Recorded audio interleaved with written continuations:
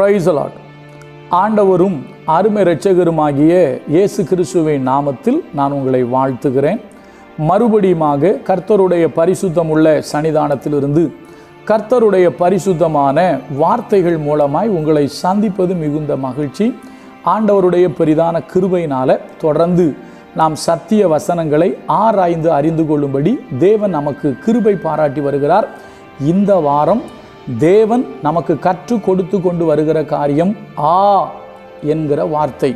இந்த என்கிற வார்த்தை எதனால் வந்தது?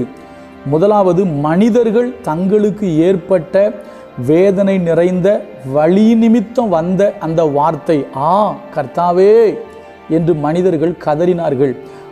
கர்த்தாவே, எசேக்கியா சொல்றாரு, இஸ்ரவேலில் மீதியானவர்களை சங்கரிப்பீரோ. யோபு சொல்றாரு, என் வழக்கை விசாரிக்கிறவன் ஒருவன் இருந்தால் நலமாயிருக்கும். யோசுவா சொல்றாரு, கர்த்தாவே, இஸ்ரவேல் ஜனங்கள் தங்கள் சத்துருக்களுக்கு புறமுதுகிட்டு ஓடி வந்தார்கள் என்று கதறுகிறார். அதையெல்லாம் பார்த்தோம் முதல் நாள். நேற்று பார்த்தோம், கர்த்தர் சொல்றாரு, என் ஜனம் எனக்கு செவி கொடுத்து இஸ்ரவேல் என் வழியில் நடந்தால் நலமாயிருக்கும். என் கற்பனைகளை கவனித்தாயானால் நலமாயிருக்கும். அப்போ மனுஷன்தான் மனவேதனையில என்கிற வார்த்தையை பயன்படுத்துகிறார்கள் என்று பார்த்தால், நம்மை சிருஷ்டித்த பரலோகத்தின் தேவன் நம்மை பார்த்து, நம்முடைய வழிகளை பார்த்து, நாம் நடந்து கொள்கிற விதங்களை பார்த்து அவர் சொல்றாரு, என் கற்பனைகளை கவனித்தாயானால் நலமாயிருக்குமே. அப்போ ஆண்டவருடைய மனதில் ஒரு வழி, என்ன வழி தெரியுமா? நீங்களும் நானும் அவருக்கு செவி கொடுக்காம, அவருடைய வழியில் நடக்காம, அவருக்கு கீழ்ப்படியாமல் போவது நிமித்தம் அவர் வேதனைப்படுகிறார். வேதனைப்பட்டு தான் சொல்றாரு, என் ஜனங்கள் எனக்கு செவி கொடுத்து இஸ்ரவேல் என் வழியில் நடந்தால் நலமாயிருக்கும். என் கற்பனைகளை கவனித்தாயானால் நலமாயிருக்கும். எவ்வளோ ஒரு வேதனையான வார்த்தை பாருங்க.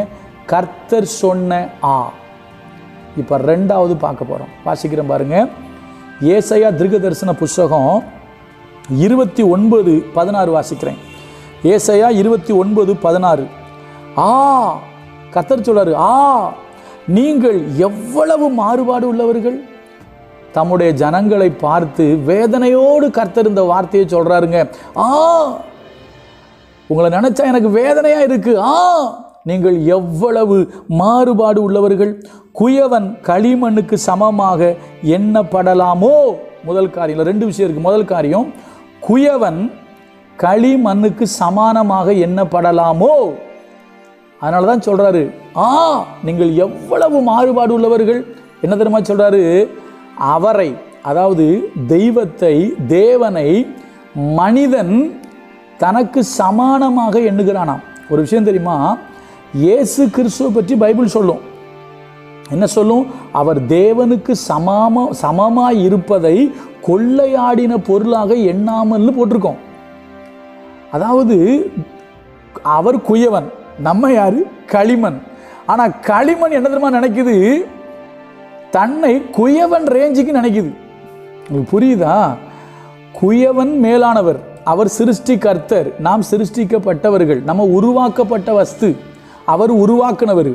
ஆனால் இன்னைக்கு இருக்கிற மனுஷனை பாருங்களேன், அந்த உருவாக்கப்பட்ட மனுஷன் உருவாக்குனவரை ரொம்ப என்ன தெரியுமா நினைக்கிறான்? அதாவது இப்படி சொல்லட்டுமா, தன்னை விட கீழே நினைக்கிறான், தன்னை கடவுளுக்கு மேலே நினைக்கிறான். அதுக்கு காரணம் அவனுக்கு தேவன் கொடுத்த அறிவு. மனிதனுக்கு தேவன் தாங்க அறிவு கொடுத்தாரு. அந்த அறிவில் தான் நம்ம அறிவியலை கண்டுபிடிச்சோம்.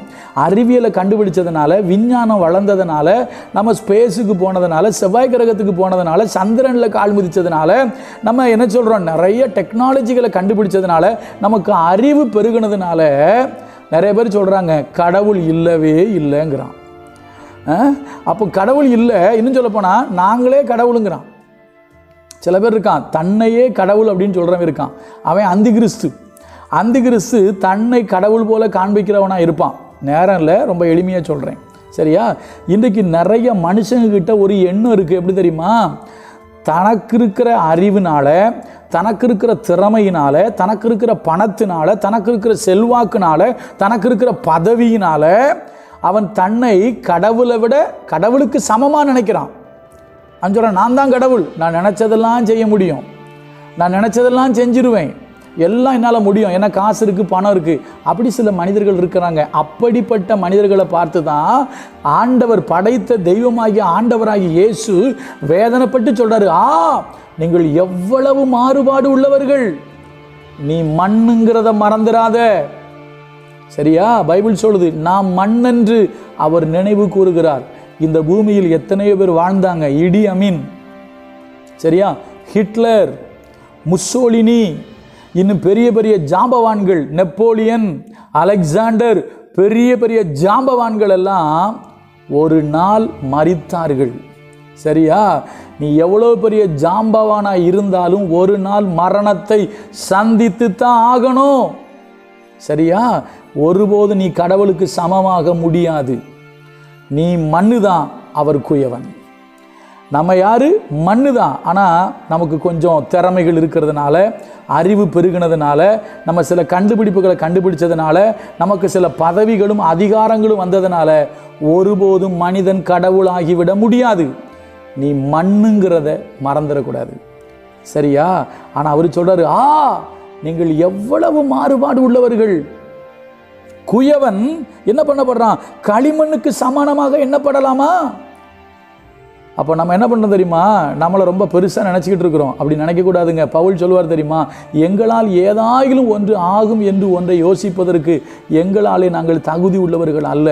நீங்கள் படித்து பட்டம் பெற்று எவ்வளோ பெரிய பதவியில் இருந்தாலும் ஒன்று புரிஞ்சுக்கிடுங்க, நீங்கள் மண்ணு தாங்க. நீங்கள் ஒரு நாள் மண்ணுக்கு தான் போய் ஆகணும். நீங்கள் மண்ணு தான், மண்ணு தான், மண்ணு தான். அதுவும் களி மண்ணு தான். குயவன் அவர் தான், படைத்த கர்த்தர் தான், நம்மை படைத்த தெய்வம்.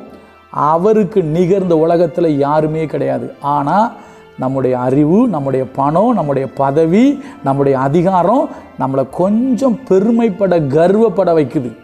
அப்படி தான் நேபுகாத் நேச்சார் இருந்தால் அப்புறம் விழுந்துட்டான், நேரம் இல்லை சொல்கிறதுக்கு. சரியா? முதலாவது அப்படி என்ன செய்யக்கூடாது? யாரும் நினைக்கக்கூடாது. அதனால தான் கர்த்தர் வேதனைப்பட்டு சொல்கிறார், இந்த மனுஷனுக்கு அறிவை கொடுத்தேன், திறமையை கொடுத்தேன், எல்லாத்தையும் அவங்ககிட்ட ஒப்பு கொடுத்தேன். ஆனால் எல்லாத்தையும் பார்த்துட்டு எல்லாத்தையும் தெரிஞ்சுக்கிட்டு மனுஷன் என்ன தெரியுமா நினைக்கிறான்? என்னை விட தன்னை மேலே நினைக்கிறான். பிசாசு ஏங்க விழுந்து போனான்? நான் தேவனுக்கு சமமாவேன், தேவனுக்கு சமம் இல்லை, தேவனுக்கு மேலே போவேன்ட்டு போனதுனால தான் பிசாசு விழுந்து போனான். இன்றைக்கு சில மனிதர்கள் அப்படி தான் இருக்காங்க. சரியா? நீங்கள் மண்ணு தான், கடவுள் கடவுள் தான். சரியா? ஒருபோதும் குயவனை களிமண்ணுக்கு சமானமாக நினைக்கக்கூடாது. ரெண்டாவது, அந்த கடவுளுக்கு, படைத்த தெய்வத்துக்கு புத்தி இல்லை என்று நம்ம சொல்லக்கூடாது. சில பேருக்கு நமக்கு தான் எல்லாம் தெரிஞ்ச மாதிரி, இந்த உலகத்தில் நடக்கிறதெல்லாம் தப்பு தப்பாக நடக்கிற மாதிரியும், கடவுள் என்ன இப்படி பண்ணுறாரு, கடவுள்னு ஒருத்தர் இருந்தால் இப்படி நடக்குமா அப்படிங்கிற மாதிரிலாம் சில பேர் பேசுவாங்க. சரியா? அப்படி பேசக்கூடாது. வாசிக்கிற பாருங்க, அடுத்த வார்த்தை போட்டிருக்கு, எப்படி உருவாக்கப்பட்டது தன்னை உருவாக்கினவரை குறித்து அவருக்கு புத்தி இல்லை என்றும் சொல்ல தகுமோ? அப்படி சொல்லலாமா? கடவுளுக்கு என்னங்க ஒன்றுமே, கடவுள் ஏன் இப்படி பண்ணுறாரு, கடவுள்னு ஒருத்தர் இருந்தால் ஏன் இப்படி நடக்கும்? ஒன்றை புரிந்து கொள்ளுங்கள், உங்களுக்கும் எனக்கும் இன்னைக்கும் நாளைக்கும் தான் தெரியும். நாளைக்கு கூட நமக்கு தெரியாது. கடவுளுக்கு எல்லாம் தெரியும். அவருக்கு தெரியாதது ஒன்றும் கிடையாது. இந்த உலகத்தில் என்ன நடக்குமோ, என்ன நடக்கணுமோ அவர் திட்டமாய் எழுதி வைத்திருக்கிறார். வேதத்தில் அவர் சொன்னது தான் நடக்குது. சரியா? அதனால் எல்லாமே அவருடைய தீர்மானத்தின்படி தான் நடந்துக்கிட்டு இருக்கு. நீங்கள் சில அசம்பாவிதம் நடக்கும்போது கடவுள் ஏன் இப்படி பண்ணுறாரு, கடவுளுக்கு இது தெரியாதா, ஏன் கடவுளுக்கு புத்தி இல்லையா, கடவுள் ஏன் இப்படி பண்ணிட்டாரு, கடவுளுக்கு புத்தி இருந்தால் அப்படி நடக்குமா அப்படிலாம் சில பேர் பேசுகிறாங்க. இல்லைங்க, அவருக்கு தெரியாமல் ஒரு முடி கூட கீழே விழாதுன்னு பைபிள் சொல்லுது. அவர் இந்த உலகத்தினுடைய முடிவை எழுதி தெளிவாக வச்சிருக்காரு. அதனால் கொள்ளை நோய்கள் வரும், பூமி அதிர்ச்சிகள் வரும், யுத்தங்கள் வரும், அழிவுகள் வரும், ராஜ்யத்துக்கு விரோதமாக ராஜ்யம் எழும்பும், ஜனத்துக்கு விரோதமாக ஜனம் எழும்ப தான் செய்யும். அதுக்காக இதெல்லாம் நடக்குங்கிறதுக்காக கடவுள் இல்லை, கடவுளுக்கு புத்தி இல்லை, கடவுள் இருந்தால் ஏன் இதெல்லாம் அனுமதிச்சுக்கிட்டு இருக்கிறாரு அப்படின்னு சொல்லி நம்ம என்ன செய்யக்கூடாதுங்க, சொல்லக்கூடாது. அப்படி சொல்கிறதுனால தான் கடவுள் சொல்கிறாரு, நீங்கள் எவ்வளவு மாறுபாடு உள்ளவர்கள். உருவாக்கப்பட்ட வஸ்து உருவாக்குனவரை பார்த்து அப்படி சொல்லலாமா? உங்களை உருவாக்குன, அதாவது அவரால் உருவாக்கப்பட்ட உங்களுக்கே இவ்வளவு அறிவு இருக்குது. ஸ்பேஸுக்கு போகிறோம், சூரியனுக்கு பக்கத்தில் போகிறோம், எவ்வளோ கண்டுபிடிச்சு வச்சுருக்கிறோம். நமக்கே இவ்வளவு அறிவு இருக்க, நம்மளை உருவாக்குன கர்த்தருக்கு எவ்வளவு அறிவு இருக்கும்.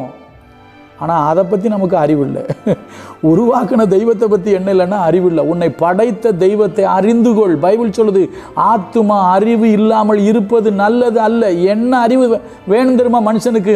தன்னை படைத்த தெய்வம் யார் என்பதை தெரிந்து அவரை தொழுது கொள்ள வேண்டும். அந்த அறிவு மனுஷனுக்கு வேணும்.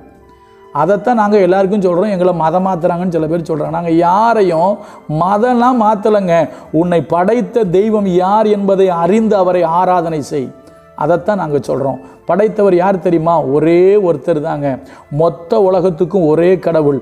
ஒரு ஜாதிக்கு ஒரு கடவுள் அல்ல, ஒரு மாநிலத்துக்கு ஒரு கடவுள் அல்ல, ஒரு மொழிக்கு ஒரு கடவுள் அல்ல, ஒரு தெருவுக்கு ஒரு கடவுள் அல்ல. மொத்த உலகத்துக்கும் ஒரே கடவுள்.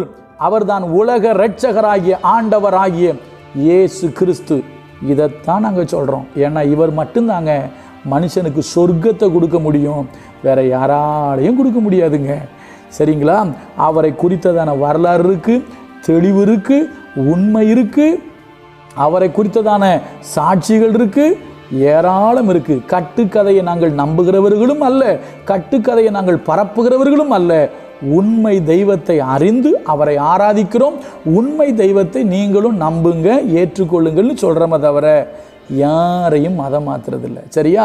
உருவாக்கப்பட்ட வஸ்து உருவாக்குனவரை பார்த்து புத்தியிலன்னு என்ன செய்யக்கூடாது, சொல்லக்கூடாது. கர்த்தர் நல்லவர். நாளைக்கு கர்த்தர் சொன்ன இன்னொரு என்கிறத பார்ப்போம். கர்த்தர் நமக்கு உதவி செய்வார். God bless you.